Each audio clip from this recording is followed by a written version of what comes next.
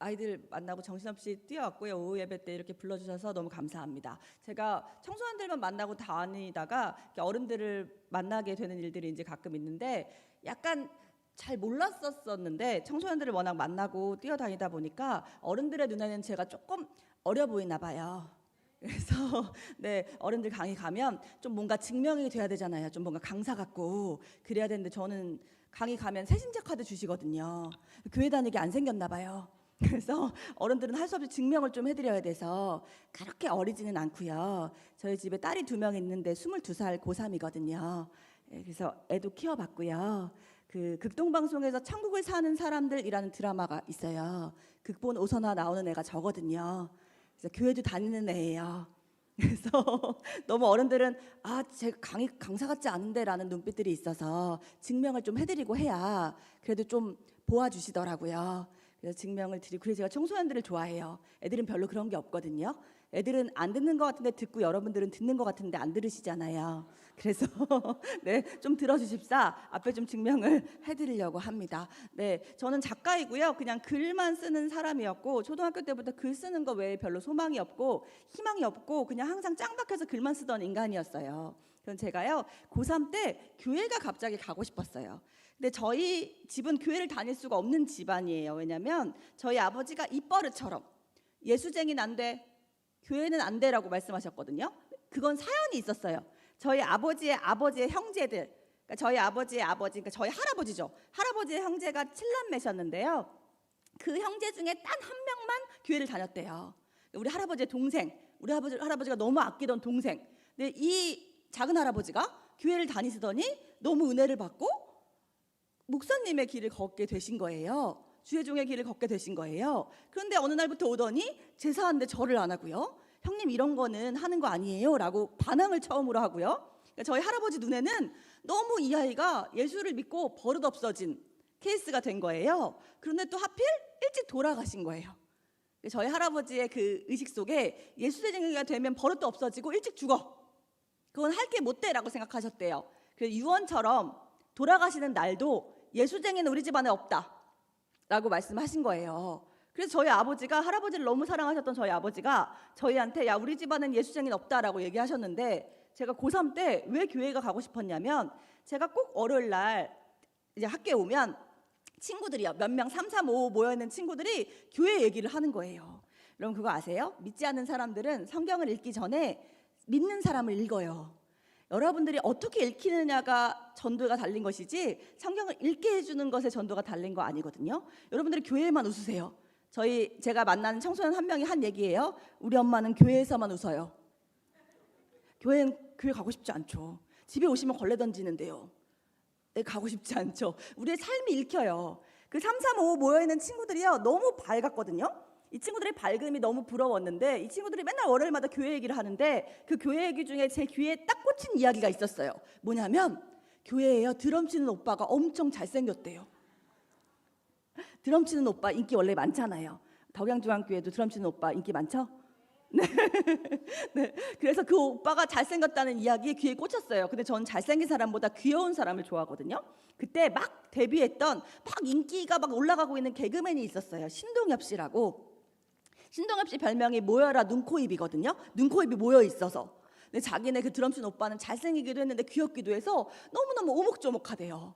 제가 너무 그 오빠가 보고 싶었던 거예요. 드럼이랑 악기도 너무 신기한데 오빠도 너무 괜찮다니까. 그래서 교회에 가고 싶어서 저희 아버지한테 용기를 내서, 저희 아버지는 우리가 믿지 않는 주님을 믿으시거든요. 참으로 이슬다운 주님이라고 이마트에 파는 주님 있잖아요.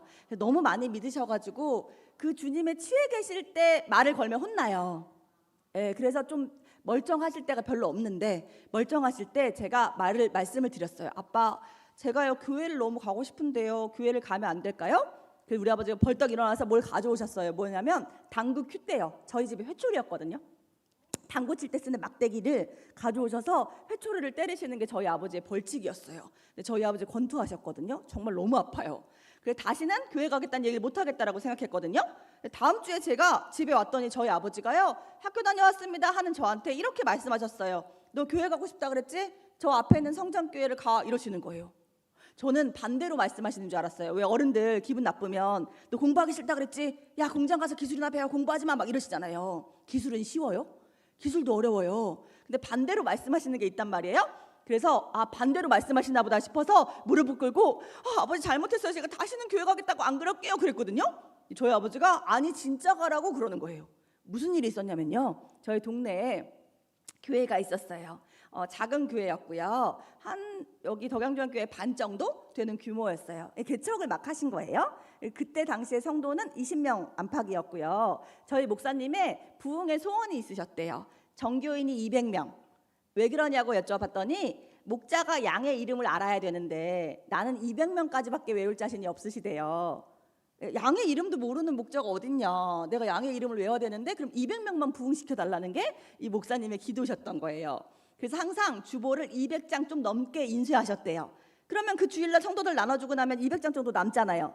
그걸 들고 일주일 내내 전도를 하러 다니셨어요.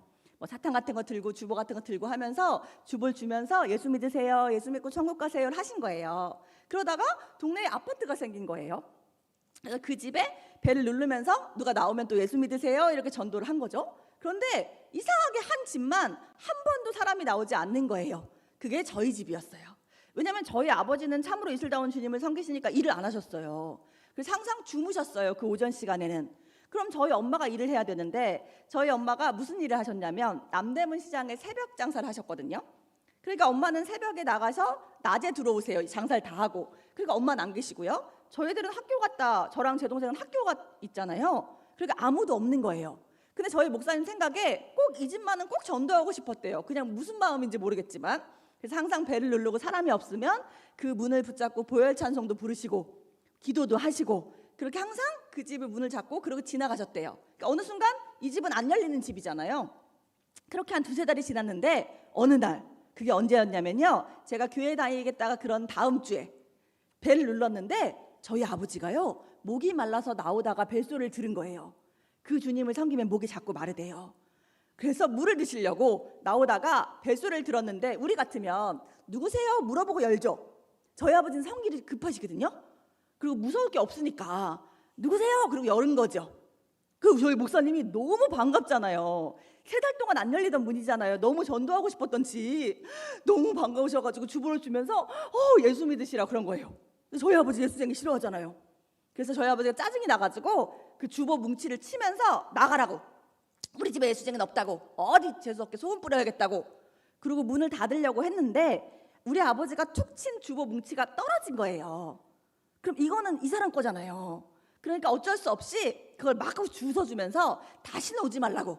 우리는 예수 믿을 사람 없다고 그러다가 주보에 적힌 글자가 눈에 들어왔대요. 주보 맨 앞에 보면 목사님 성함 나와 있잖아요. 저희 목사님 성함이 오성대 목사님이에요.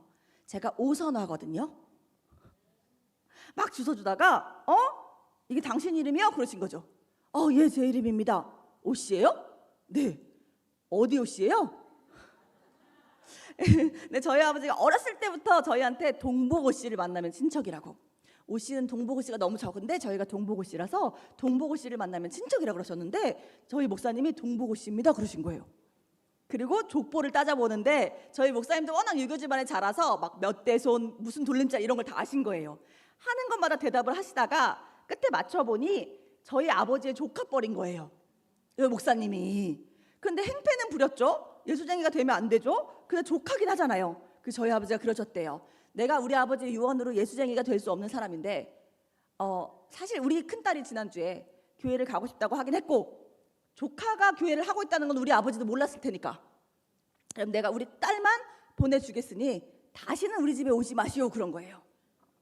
그리고 그날 학교 갔다 온 저한테 아버지가 너 그 앞에 있는 성장교회로 가라 라고 하셨죠. 더 놀라운 하나님의 은혜는 뭐였냐면 그 교회가 그 교회였어요. 드럼 치는 오빠 있는 교회.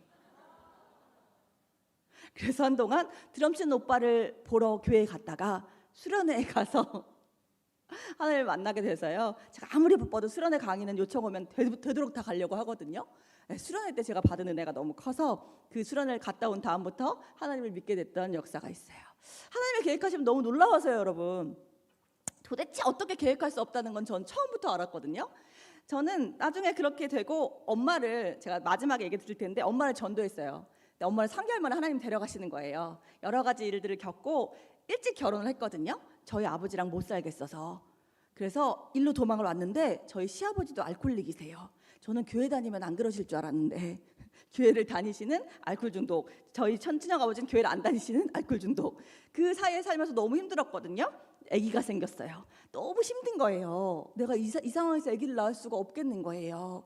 그래서 임신 우울증에 걸렸는데 말도 안 되게 하나님이 성경을 이용한 태교 동화로 데뷔를 하게 하셨거든요. 그 태교학교라는 걸 열었어요. 그리고 태교학교에서 임산부들 위로해 주는 걸 하다가 나중에 저희 동네에 있는 청소년들을 만나게 돼서 이 친구들을 치킨 먹이게 됐어요.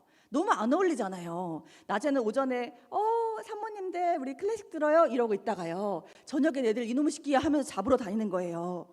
너무 안 어울려서 나중에는 좀 헷갈리기도 했어요. 태교학교에 가가지고요, 산모님들 간식 개맛있죠 막 이렇게 한 거예요.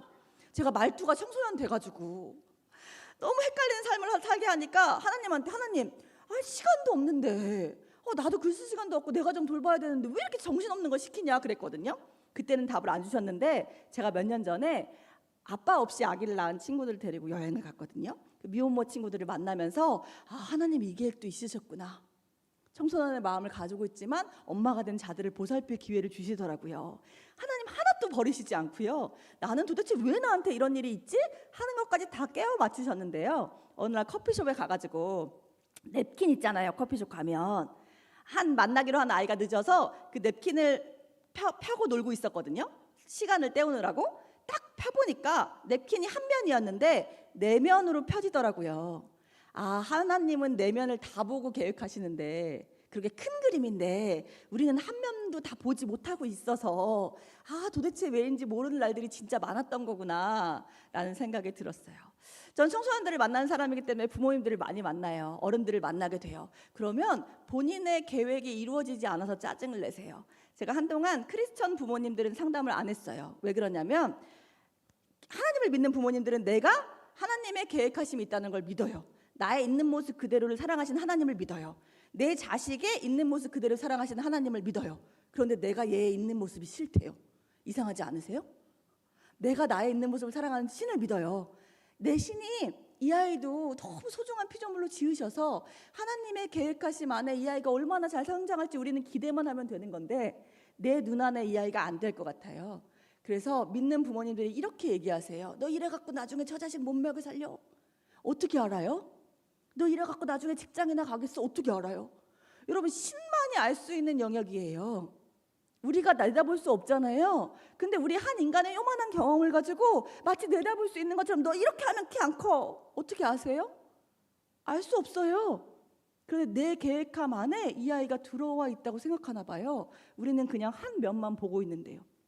여러분, 제가요 나중에 소설을 전공하는 문해창작가 대학에 가서 아까 얘기한 제가 교회를 가게 된 계기를 소설로 쓰겠다고 그랬어요.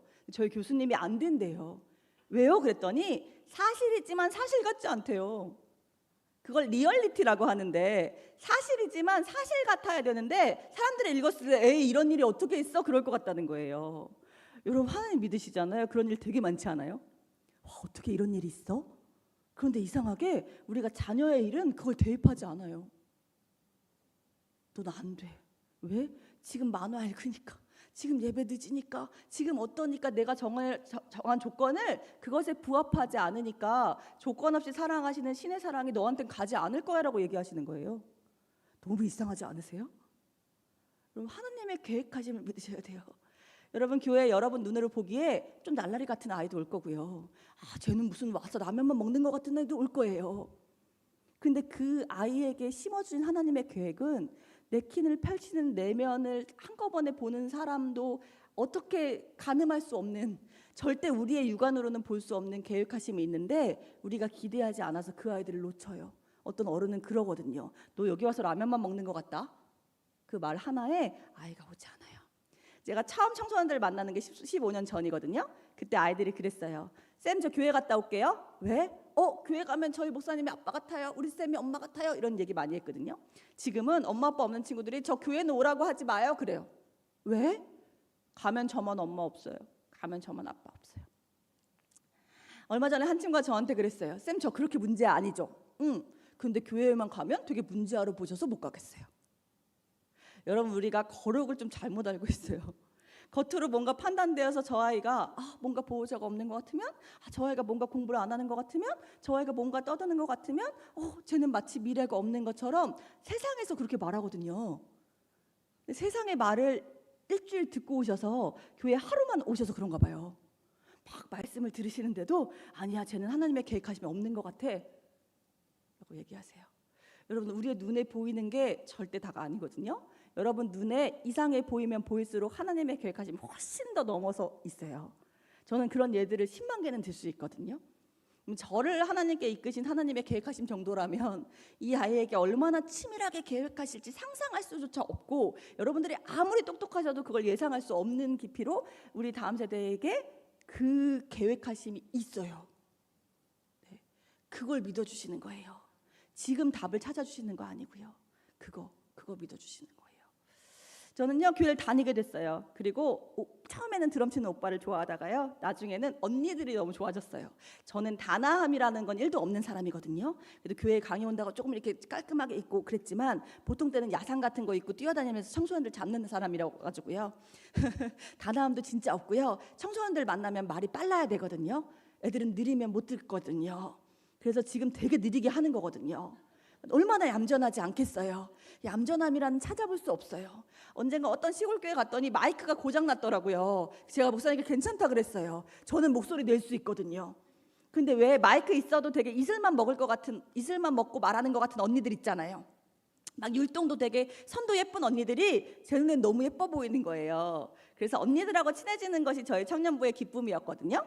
근데 한 언니가 제가 20살이 됐을 때 이런 얘기를 해요. 선아야, 너 나랑 다니엘 기도 같이 할래? 다니엘 기도가 뭔데 언니? 1년에 21일 동안을 그러니까 새해가 시작되면 21일 동안을 작정하고 매일 교회에 나와서 기도하는 거야. 왜 그거 해?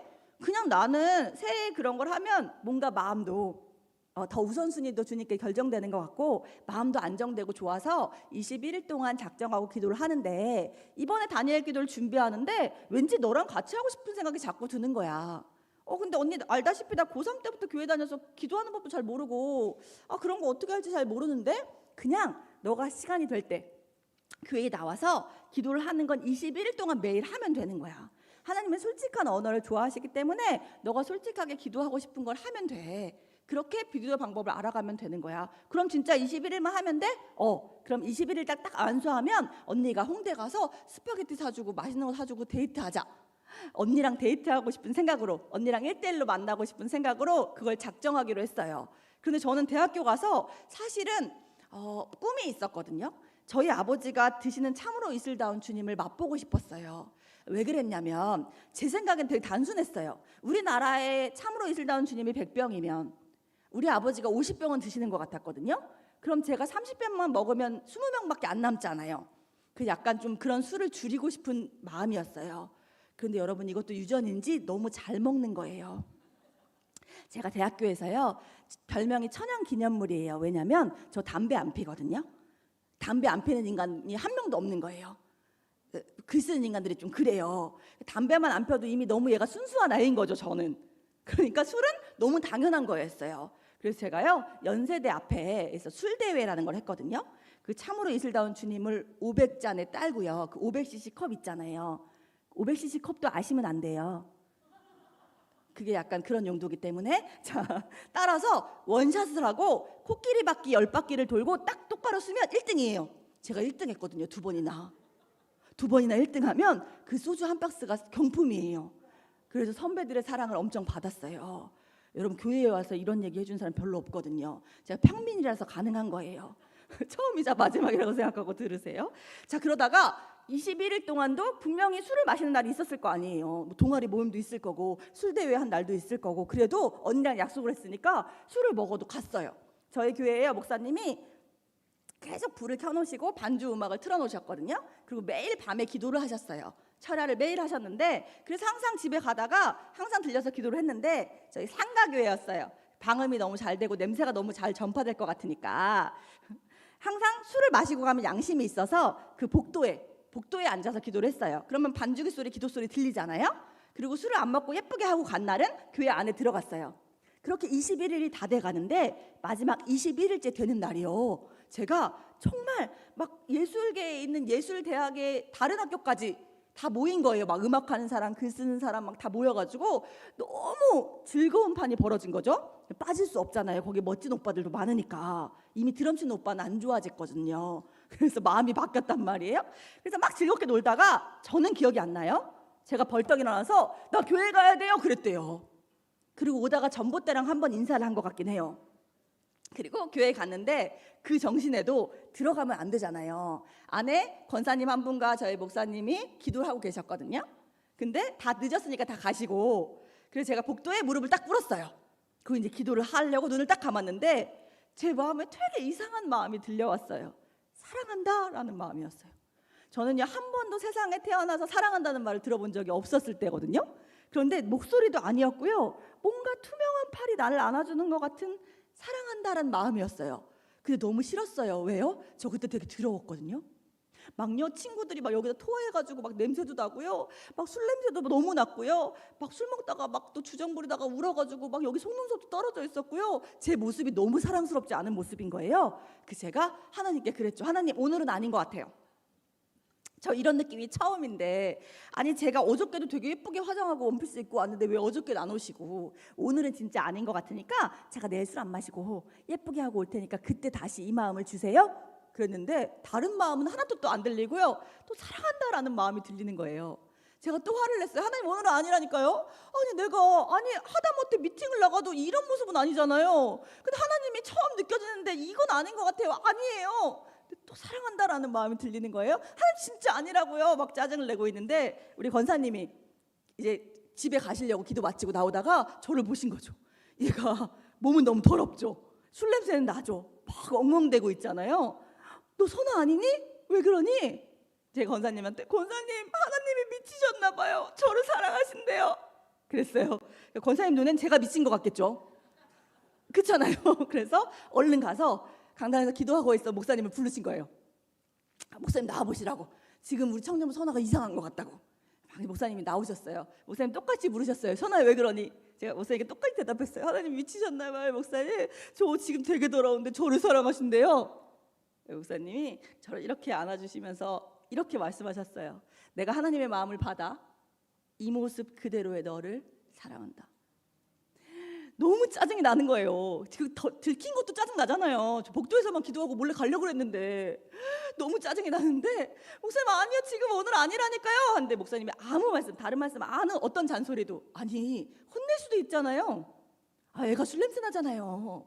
아니 그래도 이건 너무 더럽잖아요. 야 너 이 정도는 아니잖아요 말할 수 있는데 전혀 아무 말씀도 안 하시고요. 그냥 내가 하나님의 마음을 받아 너의 이 모습 이대로 너를 사랑한다.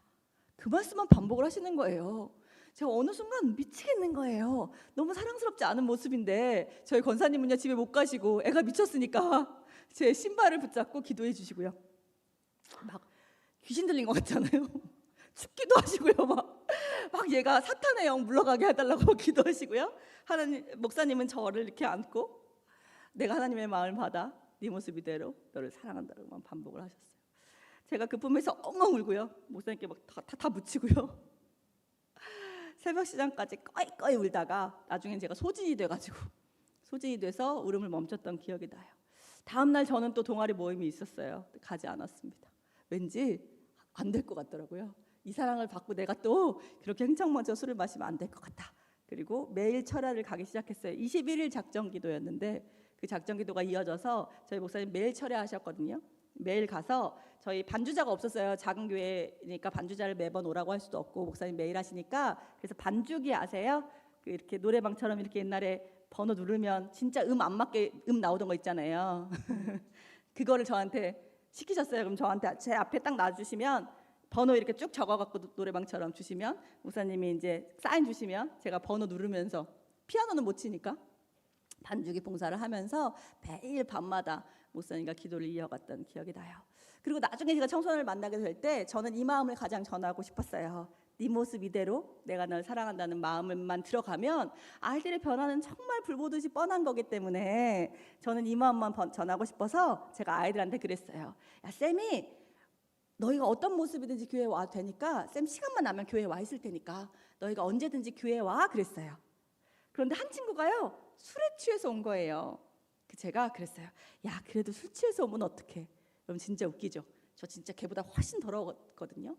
그런 저를 만나주셨던 하나님을 제가 아는데 사람이 되게 웃긴 게 여러분 그런 것 같아요. 어른이 되면 내가 그랬던 과거가 없었던 것처럼 해야 좋은 어른이라고 착각되는 우리의 마음이 있나 봐요. 사실은 아닌데 나도 그랬다.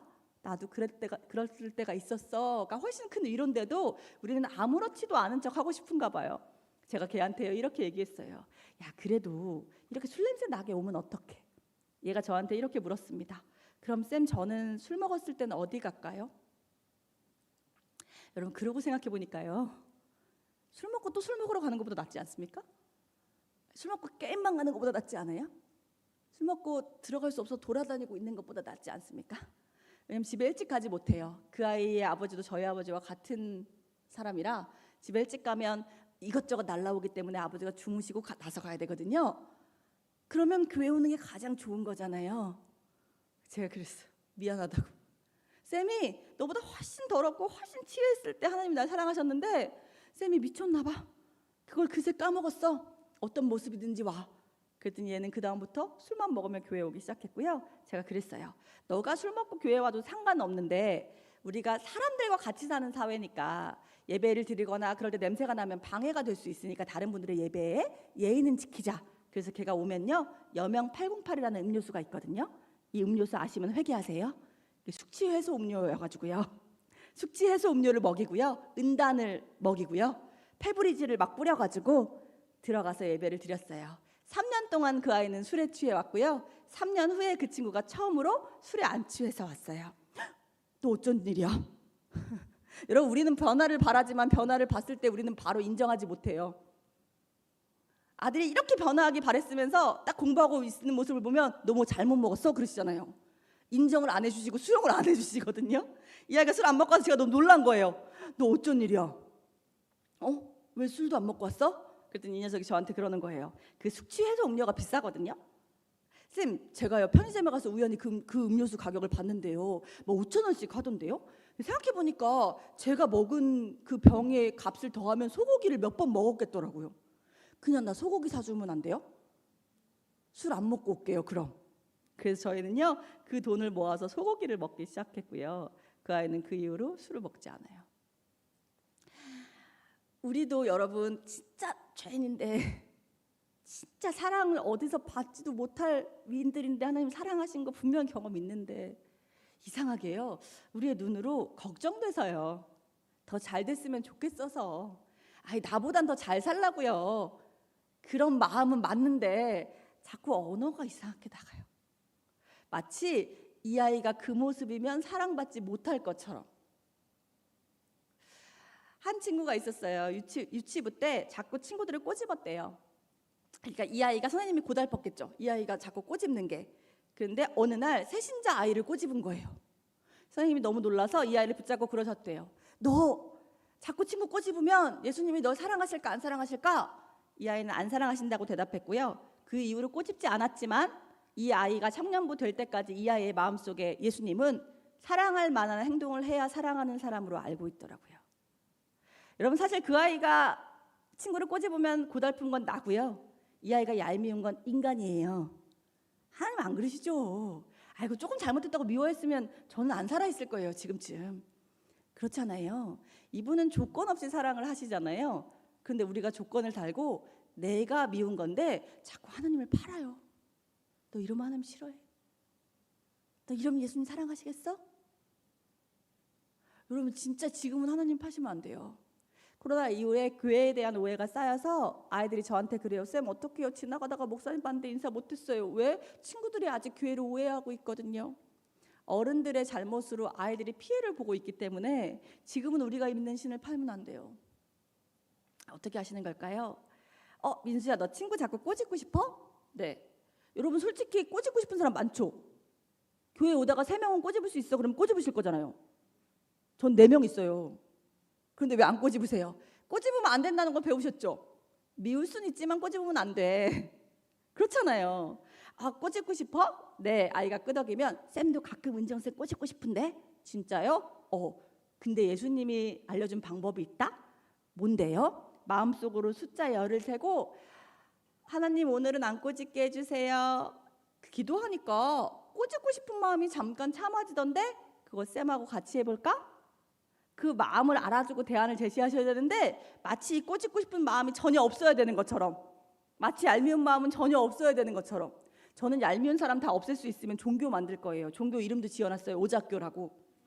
이름 괜찮잖아요? 근데 안 될 것 같아요. 전 얄미운 사람이 진짜 많거든요. 근데 성경에는 그렇게 감정의 사랑만, 에로스의 사랑만 나와 있지 않거든요. 내가 더운데 내 친구 김집사 물 사올 때 조금 얄미운 이 집사 물 사올 수 있는 거잖아요. 그렇게 행동으로 우리가 분명히 표현할 수 있는데 우리는 마치 그 얄미운 감정이 없어져야 될 것처럼. 여러분, 우리 사람이잖아요. 그거 잘 안 되거든요. 잘 안 돼요. 그거를 없애려고 하지 마시고 그냥 행동으로 사랑하시면 되는데, 그걸 표현하실 수 있는데 자꾸 우리의 감정만 정죄하다가 끝날 때가 진짜 많은 것 같아요. 여러분, 아이들이 여러분들 눈에 성에 차지 않을 거예요. 여러분 마음에 들이기 쉽지 않을 거예요. 왜냐면 인간의 마음은 넓지 않아요. 작은데요, 그 마음에 나이가 들수록 나만 많이 생겨요. A를 만났을 때 대처하는 나, B를 만났을 때 대처하는 나, 교회에 가서 아무렇지도 않은 척하는 나, 가정에 가서 계속 웃어야 된다고 생각하는 나, 내가 많이 생겨서 너를 받아들일 또 공간은 진짜 없는 게 인간이거든요. 근데 여러분, 이 아이들이요 진짜 그 가능성이 너무 무궁무진해서 어떻게 아세요? 여러분들이 오후 예배 때 남으셨잖아요. 여러분 중고등학교 때 모습으로 난 오후 예배 남을 사람이라는 거 아셨어요? 모르셨죠? 기억이 안 나시죠? 기억이 잘 안 나세요. 왜냐하면 중2가 되면 뇌가 사라지거든요. 그러니까 중2는 병이 아니고 뇌가 잠깐 사라지는 거예요. 하나님이 뇌를 한번 씻는 기간을 두세요. 중2 때 뇌를 가져가셔서 고2 때쯤 돌려주시거든요. 깨끗이 세척하셔가지고. 그러니까 자꾸 중2한테 병이라고 하지 마세요. 뇌가 없는데 걸어오잖아요. 고마워하셔야죠. 막 선생님들이 저한테 자꾸 애들이 읽고 씹어요. 그러니까 문자를 했는데 답을 안 한다고. 읽고 씹어요인데 읽었잖아요. 자꾸 부정적인 거에 집중하지 마세요. 반응한 거예요. 뇌가 없는데 예배는 좀 엉망으로 드리는 것 같지만 간식을 많이 먹죠. 뇌가 지시하지 않았는데 먹었잖아요. 감사하셔야 돼요. 특히 중등부 선생님들은 감사의 기준을 낮추시면 세상이 달라져요. 우리의 기준이 너무 높아요. 여러분, 이 아이들이요 지금 이 가도기를 겪으며 질풍노도를 겪으며 여러분 성에 찰 수는 없어요. 여러분 눈에 흡족하실 만한 인간은 별로 찾기가 힘들어요. 왜냐하면 이 아이가 예의가 되게 발라. 근데 깨끗하게도 했으면 좋겠어. 이게 마음이에요. 예의가 바른 것만 칭찬하는 게 사람의 마음이 아니고요. 그럼 이거 하나만 더 했으면 좋겠어. 이게 인간의 마음이라 그래요. 그래서 우리의 성에 찰 수는 없어요. 근데 여러분 보세요. 교회를 올 때 담배 피우면 안 되잖아요. 근데 지금 담배 피는 애는 교회 오면 안 돼요? 여러분, 우리의 생각이요 똑같은 상황을 보고 다른 거거든요. 교회 오는데 술 마시면 어떡해요? 근데 술 마시는 애는 전도 안 하실 거예요? 여러분, 우리의 생각이 조금만 바뀌면 우선 하고 봐야죠. 내가 안 할 것 같은 죄에만 사람이 인색해요. 저는 담배를 안 펴서 담배 피는 사람들이 이해가 안 가거든요. 근데 술 마시는 사람들은 이해가 가죠. 많이 마셔봤잖아요. 내가 안 할 것 같은 거에 사람들은 정죄해요. 야, 어떻게 교회 오면서 담배 펴? 왜요? 난 담배는 안 펴봤으니까. 그런데 솔직히 손 얹고 생각해 보세요. 죄가 없으십니까? 여러분, 솔직히 우리가 아이들 눈에 우리의 삶이 다 노출된다고 생각해 보세요. 그 사람 미워하셨잖아요. 사실 꼬집고 싶으셨잖아요. 우리도요 다 탈탈 털어내면 그 아이들과 다를 게 없는데, 아이들은 왜 보일까요? 순수해서 걸려요. 우리는 꽁꽁 숨겨뒀거든요. 그래서 보이지 않게 할 수 있는데 애들은 맑아서요. 혹은 아직 자기 좀 사랑해 달라고요. 한번 관심 가져 달라고요. 보여요. 보이고 안 보이고의 차이일 뿐이거든요. 저는 청소년들을 만나니까 소년원은 안 무서워요. 소년원에 가는 건 안 무서워요. 청소년들의 사트가 있어서. 근데 교도소에 가는 건 무서워요. 근데 교도소에 워낙 가시는 권사님이 계세요. 제가 지나가다가 만나서 물었어요. 권사님, 교도소는 무섭지 않아? 나는 애들은 그래도 안 무서운데 거기도 어른들이잖아. 막 되게 무서운 죄 지는 사람도 많고 무섭지 않아? 근데 권사님 저한테 그러셨어요. 야, 뭐가 무섭냐? 거기는 걸린 죄인, 난 안 걸린 죄인. 죄인끼리 만났는데 무서운 게 뭐가 있냐? 제가 그 말 듣고 깨달았어요. 제 죄를 다 꺼내놓으면 제가 어디 여기 이 거룩한 강대상에 서 있겠습니까? 천둥 벼락 맞아 떨어지죠. 근데 우리 아이들이 보이는 건 기도해 주시라고요. 저의 변화를 기대하며 기도 좀 해줘 네가. 야, 저 아이 위해 기도할 한 영혼이 없다. 그래서 네 눈에 보여준 거야. 그런 사인이 아닐까요? 그래서 여러분들의 기도가 시작되면 여러분의 눈빛이 달라지거든요. 말이 달라져요. 그냥 눈살 찌푸리면서 아이고 쟤 그랬다가도 걔를 위해 기도하는데 어떻게 눈살 찌푸리기 시작했어요. 왔니? 오늘도 왔네? 라고 달라지면 아이들이 우리 교회는 날 환영해 주는구나. 그걸 알게 되거든요. 그러면 정말 더 오고 싶고 또 오고 싶고 여기 있고 싶다고 얘기하더라고요. 그런 어른들이 되어주시는 게 저의 간절한 부탁입니다. 무엇보다는 여러분들의 삶이 천국이셨으면 좋겠습니다. 아까 제가 잠깐 말했지만 교회에서만 웃는 엄마, 집에선 걸레 던져요. 애들 교회 오지 않습니다. 신앙 전승률. 엄마 아빠가 교회 다니니까, 할머니 할아버지가 교회 다니니까 나도 교회 갈게 라는 확률이 계속 떨어지고 있다는 통계가 있습니다. 왜요? 에이, 교회 다녀도 우리 엄마 아파트 당첨 안 됐다고 몸져 누웠어요? 교회 다녀도 우리 아빠 승진 안 시켜줬다고 완전 짜증내요? 세상의 조건으로 승하지 못한다고 짜증내는 삶을 보고 교회에서는 조건 없는 사랑을 받았다는 걸 보면 이 아이들한테 얼마나 이중적으로 느껴지겠어요. 그래서 저는 여러분들이 아이들을 정말 품고 싶으시면 진짜 예수 믿고 나는 자족하고 지금의 삶이 너무 행복해 라는 모습을 보여주시지 않으면 진짜 어렵겠구나. 애들이 많이 봤거든요. 저는 천국 같은 삶을 살아야 된다는 결심하게 된 계기가 있어요. 제가 엄마를 전도하고 싶었거든요. 왜냐면 저희 엄마가 너무 힘들잖아요. 새벽 시장 나가서 다 자식을 먹여 살려야 하니까. 근데 이런 분들은 교회를 못 와요. 새벽에 나갔다가 낮에 퇴근하는 삶을 살아요. 일요일 하루 쉬어요. 자야죠. 그러면 믿음도 체력이 있어야죠. 잠을 잘 수가 없으니까요. 근데 이런 엄마한테 교회에 나오라고 얘기를 못 하겠는 거예요. 그런데 어느 날 IMF라는 게 터졌고요. 교회 가게가 부도가 났어요. 저희 엄마는 빚쟁이에게 쫓겨서 신림동의 고시원으로 나랑 나와서 있게 됐고요. 처음으로 우리가 아빠 눈을 피해서 살게 됐어요. 그리고 엄마가 나가지 않아도 되는, 나갈 수 없는 시간이 주어졌어요. 저에겐 너무 좋은 전도의 기회였죠. 아빠 눈도 피해져 있죠. 엄마가 잠을 충분히 잘 수 있죠. 근데 여러분, 잠 충분히 잘 수 있는 시간이 돼도 마음이 복닥거리면 못 자잖아요. 저희 엄마가 너무 안쓰러워서 제가 전도를 했어요. 엄마가 저를 따라 교회에 나왔어요. 제가 항상 앉는 자리 옆에 엄마가 있다는 게 너무 든든한 거예요. 근데 저희 엄마가요, 초등학교도 졸업을 못 하셨거든요. 팔남매 중에 맞이여서 남자 동생들을 가르쳐야 된다고 초등학교를 그만두고, 되게 똑똑한 아이였대요. 그래서 애들을 먹여 살렸대요. 그래서 항상 본인이 누구의 말을 잘 이해 못한다고 생각하세요. 근데 아니거든요. 여러분, 학력은 진짜 차이 없잖아요. 학력 가지고 그런 건 아닌데 엄마가 항상 그렇게 생각하셔서 설교를 듣고 나오면, 선아야, 이 설교는 내가 이렇게 들은 거 맞아? 항상 어린아이처럼 믿으셨어요. 그리고 목사님이 어느 날은 정성스레 헌금을 해야 된다 그랬더니 돈이 없잖아요. 망했잖아요. 지갑에 있는 2,000원을 다리미로 다리시더라고요. 깨끗하게 하고 싶다고. 그러더니 이제 교회 아이들이 있잖아요. 저희도 작은 교회니까 애들이 그렇게 막 잘 입고 다니진 않았거든요. 근데 본인이 아동복 장사를 했었거든요.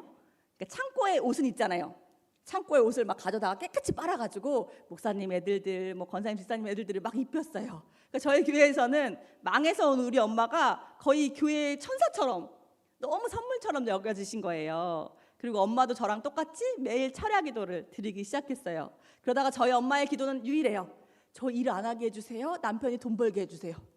그게 우리 엄마의 유일한 소원인 거예요. 근데 어느 날 다시 집으로 돌아오게 되고 엄마가 설거지를 하고 있는데 갑자기 아버지가 이러세요. 이제 일하지 마, 내가 일할게.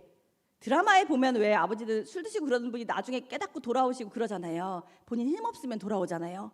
그게 진짜더라고요. 저희 아버지가 50이 다 된 나이에 처음으로 일을 하시겠다고 엄마한테 말해요. 우리 엄마 기도 응답이잖아요. 설거지를 하다가 처음으로 울었어요. 제가 맞고 울면 우리 엄마는 항상 그랬거든요. 울지 마. 우는 걸로 아무것도 해결되지 않잖아. 제 앞에서 한 번도 우는 모습을 보이지 않았어요. 지금 생각하면 참았던 거죠. 몰래 울었던 건데 어린 저는 우리 엄마가 되게 강한 사람인 줄 알았거든요. 처음 우는 거예요. 기뻐서. 진짜예요? 진짜 날 일 안 해도 돼요?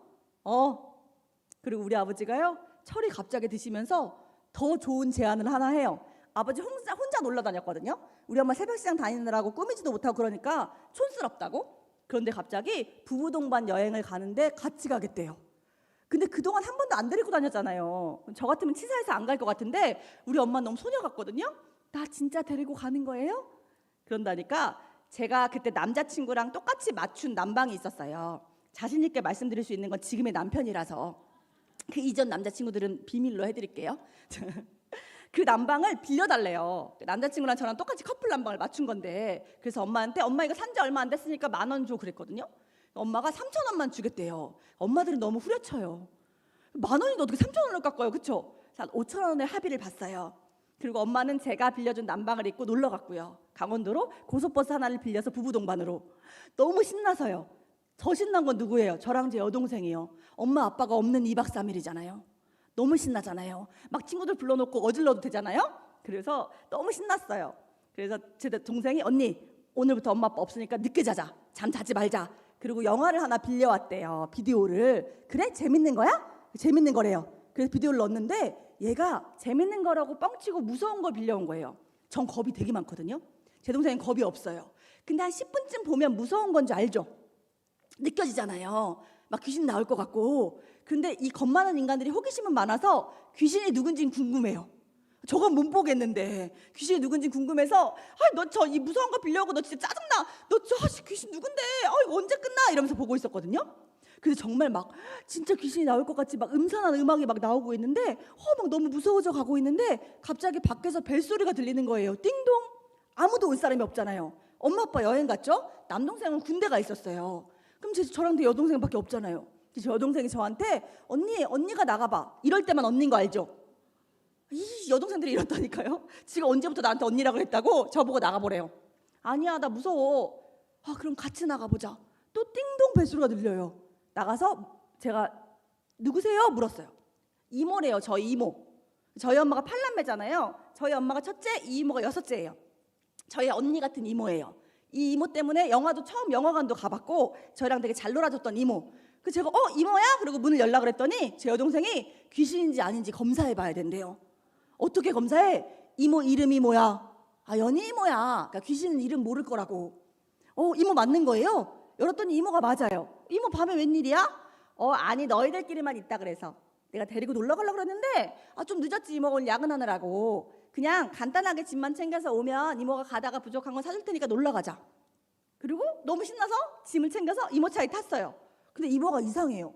이모는 진짜 수다쟁이거든요. 이모는 한 번도 입을 다문 적이 없어요. 계속 말하고요. 잘 때도 입을 벌리고 자요. 근데 이 이모가 입을 다물고 있는 거예요. 이상하잖아요. 그래서 제 동생이 진짜 귀신 아니야? 그리고 확인을 한 번 더 하더라고요. 백미러에 거울에 이모가 비치는지. 비쳐요. 그럼 귀신 아니잖아요. 이모 귀신도 아닌데 이모 한 번도 입을 쉰 적이 없는 사람인데 왜 말을 안 해? 느낌 이상해. 왜 그래? 진짜 놀러 가는 거 맞아? 캐물었더니 이모가 그러는 거예요. 그럼 얘기해 줄게 놀라지 말고 들어. 놀러 가다가 엄마가 쓰러졌는데 별건 아닐 건데 아빠가 어차피 너네들끼리 있으니까 데리고 오라 그래서 데리러 온 거야. 자고 있어 머니까 걱정하지 말고. 잠이 와요. 엄마가 쓰러졌다는데.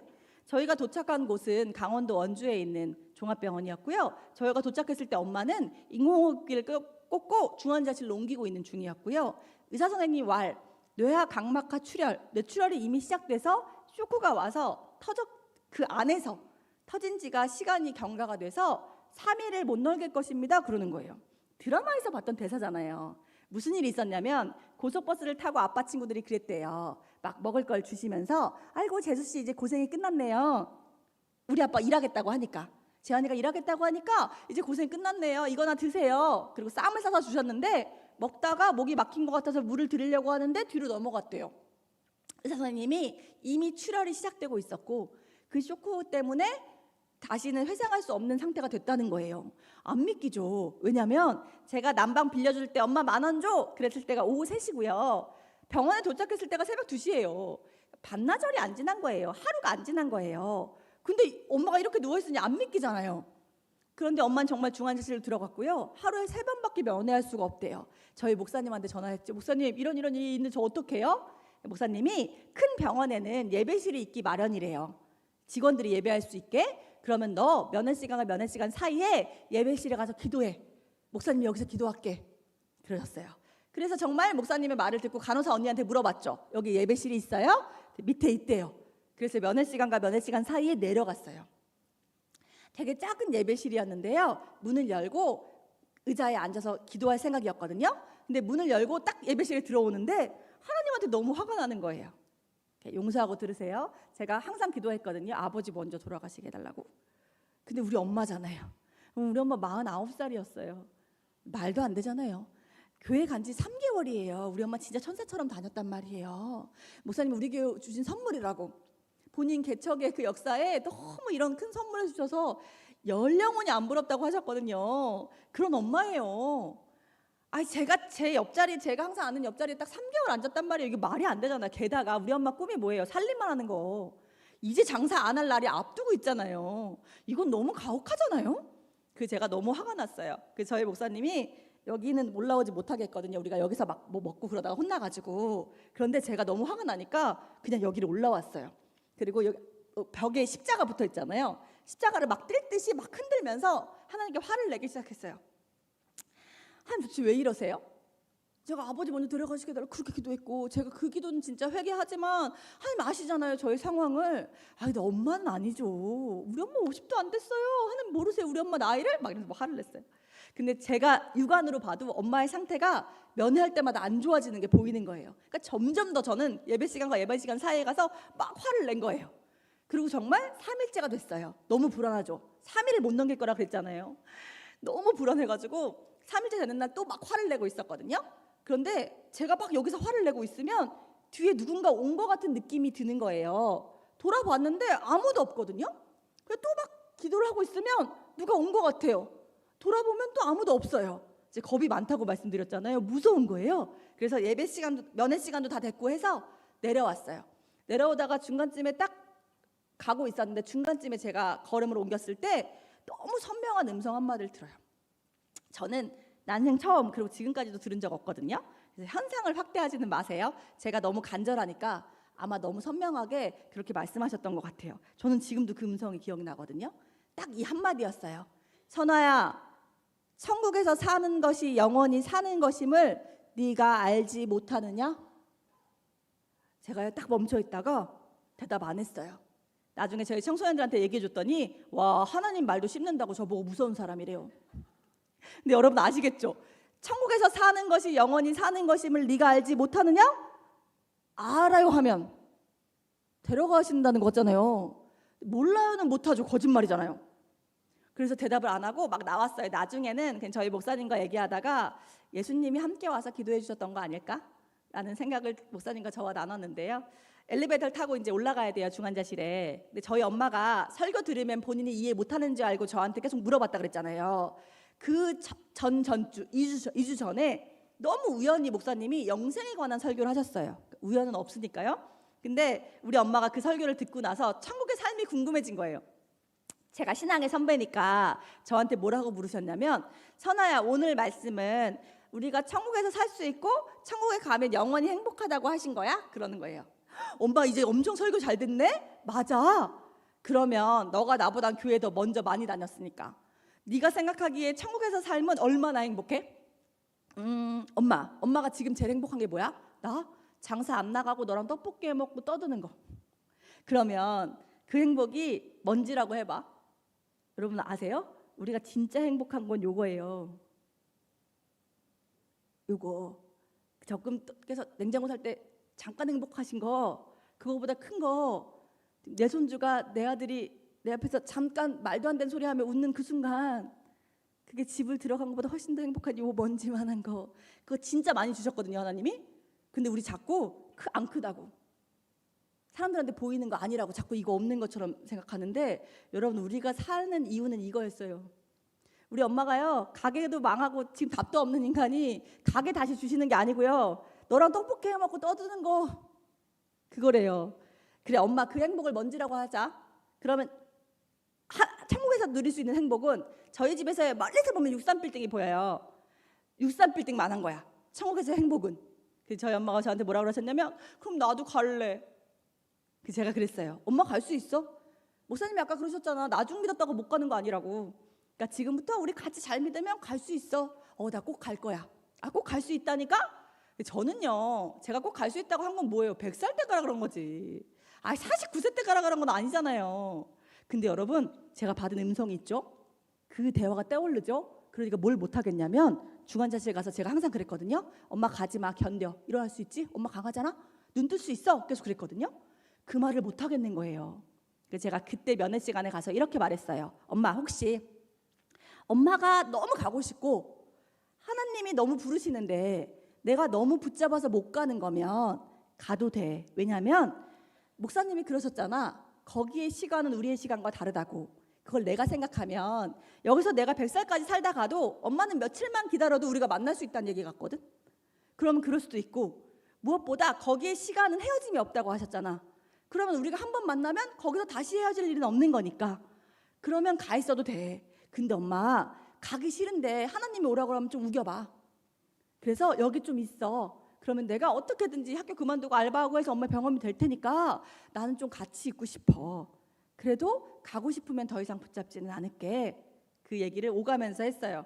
그랬더니 20분 정도 있어서 엄마의 숨이 끊겼고요. 사망 선고가 내려졌고요. 저희는 서울대학병원으로 엄마 장례식을 치르기 위해서 옮기고 있는데 제 마음속에 계속 장례 예배 드리고 싶은 거예요.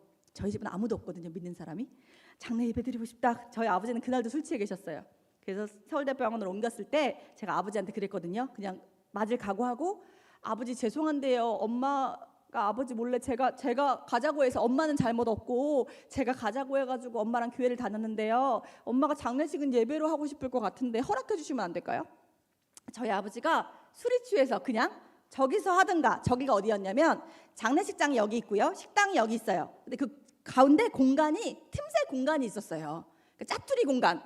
거기서 하든가 그러는 거예요. 제가 목사님한테 그대로 말씀드렸거든요. 목사님이 선아야 거기서라도 하자. 그래서 목사님하고 저하고 그 짜투리 공간에서 예배를 드렸고요. 핍박은 엄청 심했죠. 저희 아버지, 큰아버지 저거 예수쟁이 되더니 엄마 죽으니까 예배할 생각밖에 없고 울지도 않는다고. 근데 여러분, 그게 예배할 생각밖에 없고 울지도 않는 게 아니라 눈물이 안 났어요. 3일 만에 이루어진 일이에요. 그러니까 제 정신이 영정사진을 보고 있는데, 영정사진도 주민등록증 사진 확대했어요. 영정사진이 없으니까 실감이 안 나는 거예요. 제가 해야 될 일이 너무 많잖아요. 다 치르고 장례를 치르고 집에 오는데 제가 먼저 왔거든요. 아버지는 그날도 집 앞에서 술판이 벌어지셔서. 그런데 제가 문을 열면서 저도 모르게 엄마를 부른 거예요. 저희 엄마가 새벽시장에 나가니까 자고 있을 때가 많았거든요. 그러니까 제가 엄마가 깨어있길 바라니까 항상 문을 열면서 엄마 부르는데 저도 모르게 엄마를 부른 거죠. 그때 실감이 났어요. 주저앉아서 막 위액을 쏟으면서 울었거든요. 그리고 그 다음 주에 교회를 가지 않았어요. 이해 안 되시죠? 저 엄마 천국 갔다는 걸 믿어요. 저희 목사님 네 모습 이대로 사랑한다는 전해준 목사님, 저희 은인 같은 목사님이잖아요. 교회를 안 간 거예요. 왜 안 갔을까요? 제 지정석 옆에 엄마가 앉아 있었잖아요. 그 자리에 엄마가 없는 걸 못 보겠더라고요. 언젠가 2014년 4월 16일에 수학여행 가다가 아이들의 배가 가라앉았잖아요. 그중에 딸을 잃은 집사님이 계세요. 근데 교회를 안 가고 계시다 그래서 왜 딸이 천국 갔다고 믿으시는데 왜 안 가시냐고 했더니 그분의 대답이에요. 교회가 작아서 청소년부가 따로 없어서 아동부 때는 애들이 주일학교를 다니다가 청소년부부터는 어른 예배를 같이 드리는 교회래요. 그래서 아빠 옆에서 딸을 예배를 드리던 딸이 사춘기가 되니까 아빠 자꾸 아빠 옆에만 붙어 있으니까 애들이 막 아빠만 좋아한다고 파파거리라고 놀린다고. 나 아빠 앞에서 드릴래. 그리고 아빠 앞에서 예배를 드렸대요. 딸의 뒤통수를 보면서 항상 예배를 드렸는데 그 뒤통수가 없다는 것이,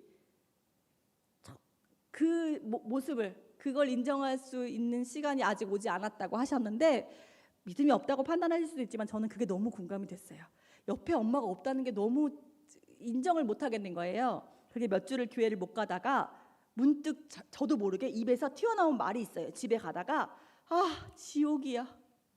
왜 그랬냐면 그때 케이블 TV라는 게 막 생겼거든요.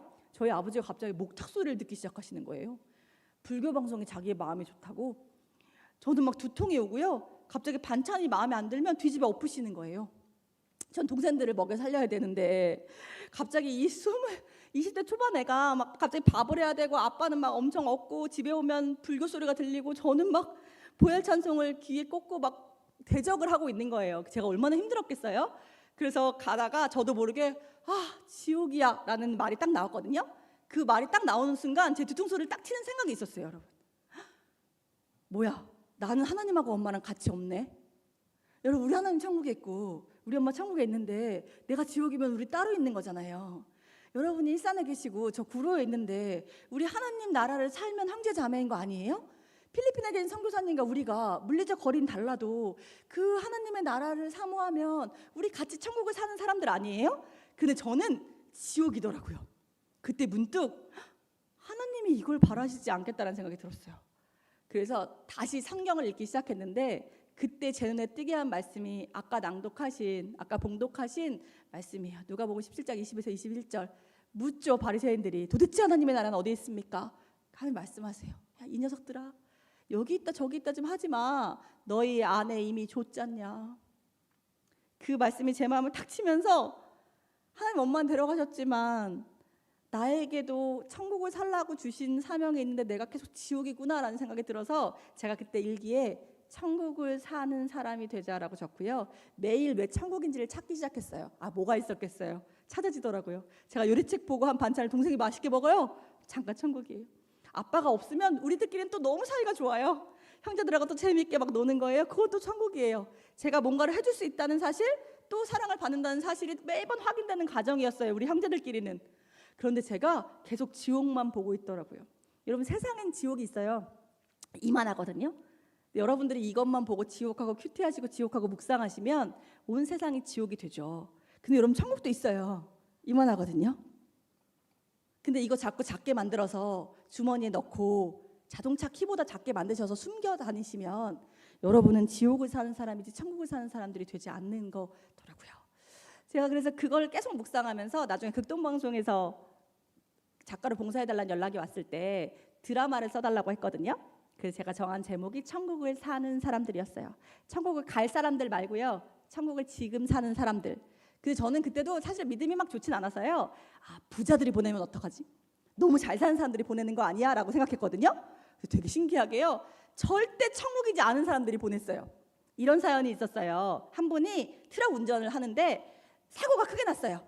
그래서 다리 한쪽이 없어요. 저한테 사연을 보낼 때 그래서 저한테 뭐라고 하셨냐면, 다리 한쪽을 잃고 보니 이제 집에 있는 시간이 많아진 거예요. 가족한테 매번 부탁할 수도 없고. 근데 목사님이 말씀 중에 주의 말씀 안에 주가 임재하신다는 말씀을 하셨는데 그게 떠올라서 처음으로 성경책을 집에서 펴본 거죠.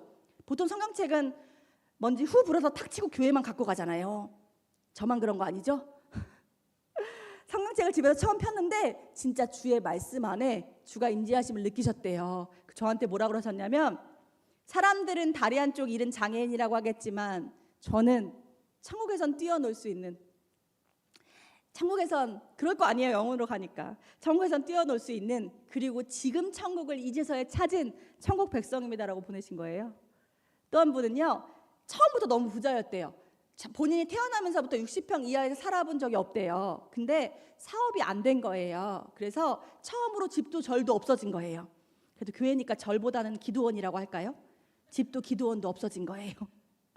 거처할 데가 없잖아요. 그러니까 교회에서 잠옷실을, 유아실을 잠깐 내주신 거예요. 여기서 임시 거처하시다가 방법을 찾아보자고. 그래서 처음으로 이 사연을 보낸 가장, 그리고 아내, 그리고 중학생 딸, 고등학생 아들이 모인 거예요. 여러분, 집이 너무 넓으면 그들이 상담해서 같은 방에 모이는 게 해결책이에요. 서로 얘기하지 않으니까.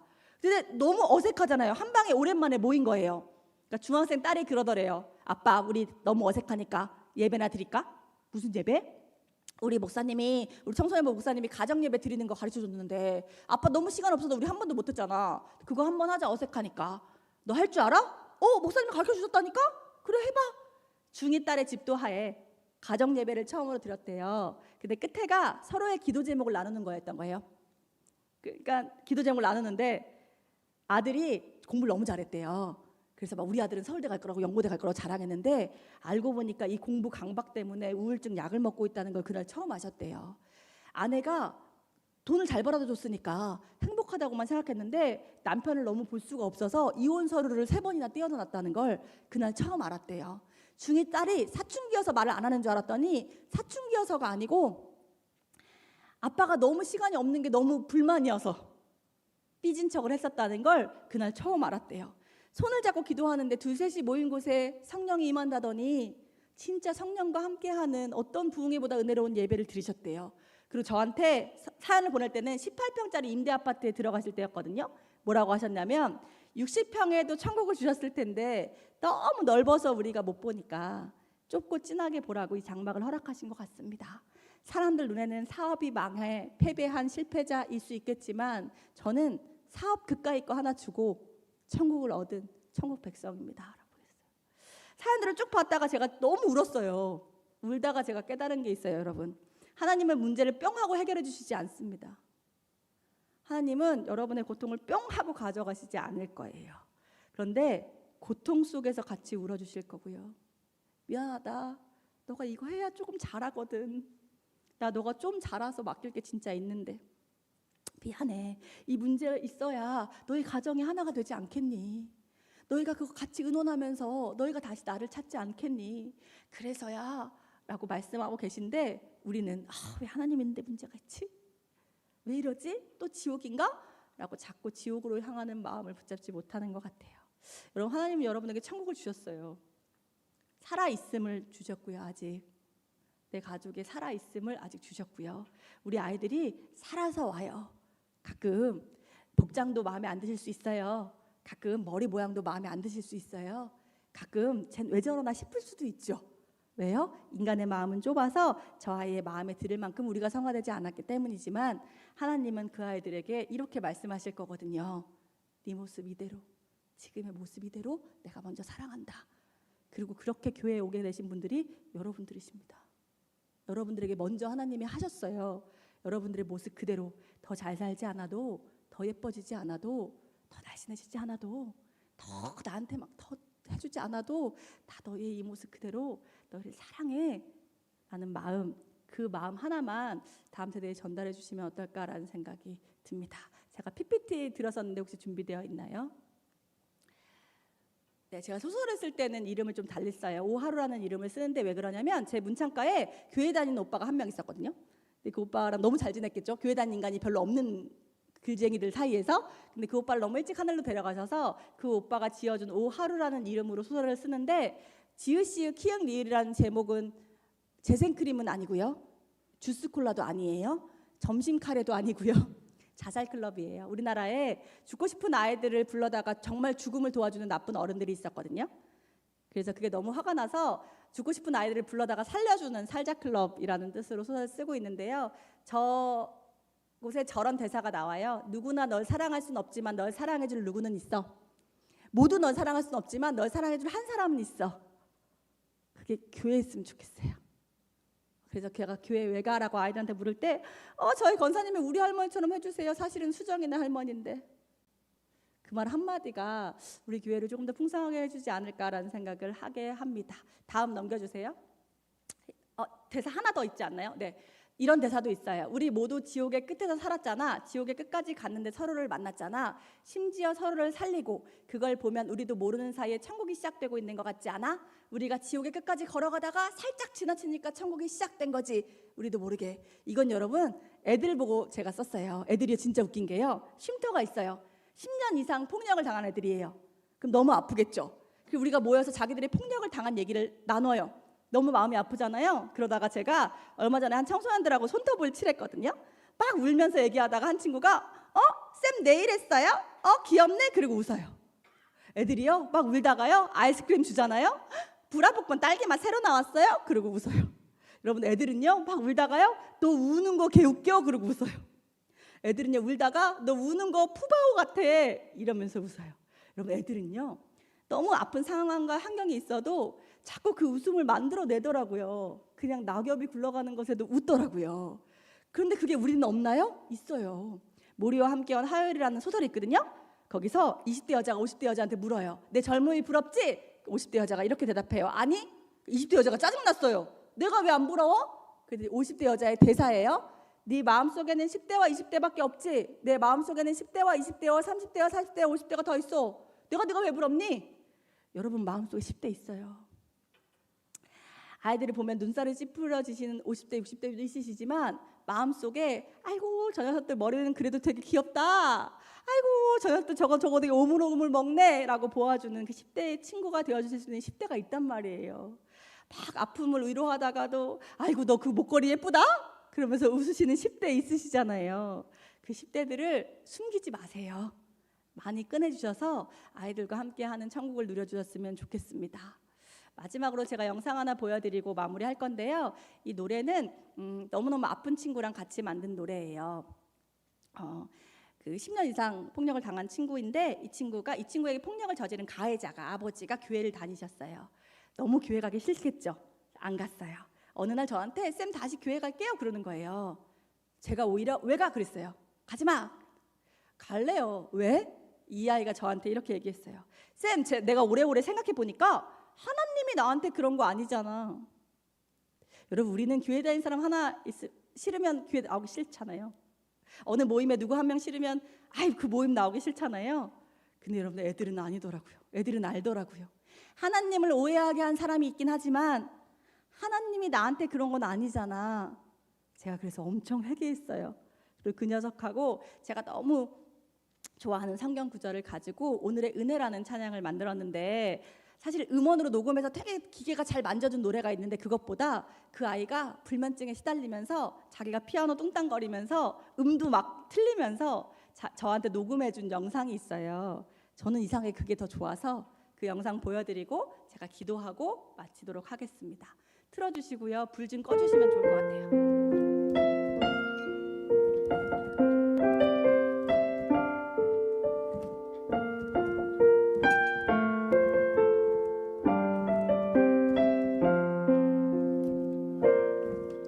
근심하는 자 같으나 항상 기뻐하고 가난한 자 같으나 많은 사람을 풍요케 하고 아무것도 없으나 모든 것을 가진 자 그것이 예수 닮은 우리의 일상 걱정 없진 않으나 근심하지 않으며 매일 기쁘진 않으나 기쁨은 매일 있어 아무것도 없으나 모든 것을 가진 자 그것이 예수 닮은 우리의 일상 예수 따라 살기는 어려운 것 알지만 예수 따라 살고파 어려워도 하는 것 그것이 주를 믿는 우리의 일상 간절하게 주님을 바라봅니다. 아무것도 없으나 모든 것을 가졌고 가난한 자 같으나 마음은 풍요로워 주를 따라 사는 삶 어렵기는 하지만 주를 닮아가는 것 어려워도 참